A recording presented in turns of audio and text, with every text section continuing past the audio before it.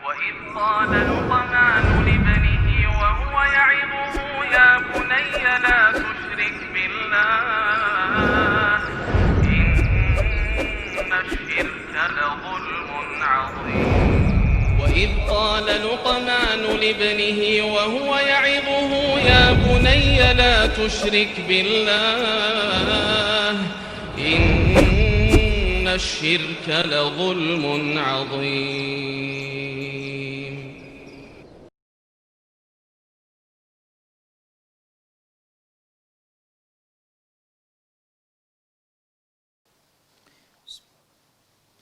Assalamualaikum warahmatullahi wabarakatuh.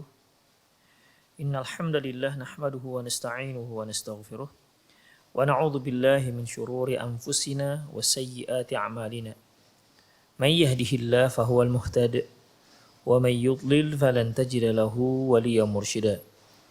Asyhadu an la ilaha illallah wahdahu la syarika lah wa asyhadu anna Muhammadan 'abduhu wa rasuluhu alladzi la nabiyya ba'dah. وقال الله سبحانه وتعالى يا أيها الذين آمنوا اتقوا الله حق تقاته ولا تموتن إلا وأنتم مسلمون يا أيها الذين آمنوا اتقوا الله وقولوا قولا سديدا يصلح لكم أعمالكم ويغفر لكم ذنوبكم ومن يطع الله ورسوله فقد فاز فوزا عظيما يا أيها الناس اتقوا ربكم الذي خلقكم من نفس واحدة وخلق منها زوجها وبث منهما رجالا كثيرا ونساء واتقوا الله الذي تساءلون به والأرحام إن الله كان عليكم رقيبا أما بعد إن أصدق الحديث كتاب الله وخير الهدي هدي محمد صلى الله عليه وسلم وشر الأمور محدثاتها وكل محدثة بدعة وكل بدعة ضلالة وكل ضلالة في النار. Kita sekarang masuk pada kunyah, ya. Jadi seseorang itu mereka itu punya nama. Ini sudah kita bahas nama. Ada yang disebut dengan kunyah. Ada juga yang disebut dengan lakob. Kunyah itu ikhwah biasanya panggilan, itu selain nama ya. Biasanya panggilan dengan panggilan abu fulan atau ummu fulan atau ibnu fulan, ya. Seperti Rasulullah Shallallahu Alaihi Wasallam kunyah beliau Abul Qasim, anak beliau namanya Qasim, ya, anak beliau namanya Qasim. Maka beliau dipanggil dengan Abul Qasim, ayahnya Qasim. Demikian ikhwah. Jadi kunyah ini kalau dia berupa abu fulan, fulannya itu diambil dari anak laki-laki yang paling tua. Misalnya anak pertamanya Fatimah, anak keduanya Zainab, anak ketiganya Ahmad, anak keempatnya Muhammad. Ada 4, 2 atas, 1 2 perempuan, 3 4 laki-laki. Ya, maka diambil siapa anak tua yang laki-laki. Demikian. Ya, jadi kalau anak pertama Fatimah, anak kedua Zainab, jadi dia bukan Abu Fatimah. Kalau dia punya anak laki-laki, ya, anak pertama Fatimah, anak kedua Zainab, anak ketiga Ahmad, anak keempat Muhammad, maka diambil anak laki-laki yang paling tua. Jadi dia si ayah ini dapat kunyah Abu Ahmad. Itu dia Abu Ahmad, bukan Abu Fatimah. Karena Fatimah nama perempuan, nama anak perempuan. Demikian ikhwah, ya. Kecuali kalau dia tidak ada punya anak laki-laki, maka bisa dikatakan dia Abu Fatimah. Demikian. Itu namanya kunyah. Ikhwah, orang-orang Arab itu menyebutkan kunyah ini Abu Fulan, Ummu Fulan, ya. Misalnya Ibu Fulan. Ya, kalau nama si anak yang paling tua Ahmad berarti Abu Ahmad. Kalau istrinya jadi Ummu Ahmad.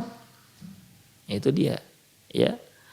Kalau anaknya namanya Hani, ya, Hani ini kalau di Arab itu untuk laki-laki. Ayahnya Abu Hani, ibunya Ummu Hani. Demikian ikhwah. Ya. Orang Arab, ikhwah, kalau mereka ingin memberikan panggilan yang terhormat terhadap seseorang, maka mereka menyebutkan kunyah. Ya. Menyebutkan kunyah. Jadi lebih halus dia, ikhwah. Saya kira di Indonesia juga begitu ya.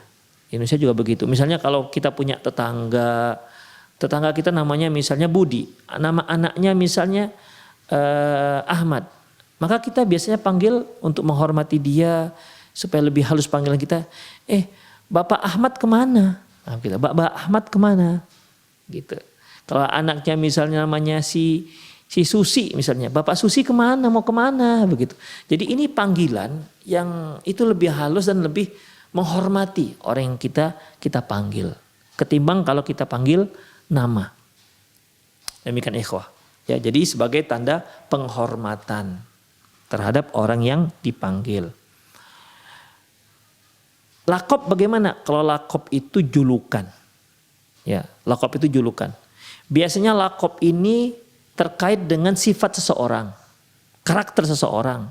Bisa juga terkait dengan kondisi fisik seseorang. Itu lakop, julukan. Misalnya nih, Rasulullah SAW memiliki sifat diberi julukan Al-Amin. Kenapa? Beliau amanah.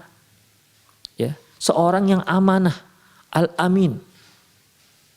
Saking amanahnya banyak penduduk Mekah itu menitipkan hartanya kepada Rasulullah SAW. Bahkan setelah beliau mendakwahkan Islam di kota Mekah, masih banyak orang-orang kafir Quraisy menitipkan barangnya kepada Rasulullah SAW. Karena apa? Terkenal dengan orang yang Al-Amin, memegang amanah, tidak pernah berdusta, tidak pernah berkhianat. Demikian.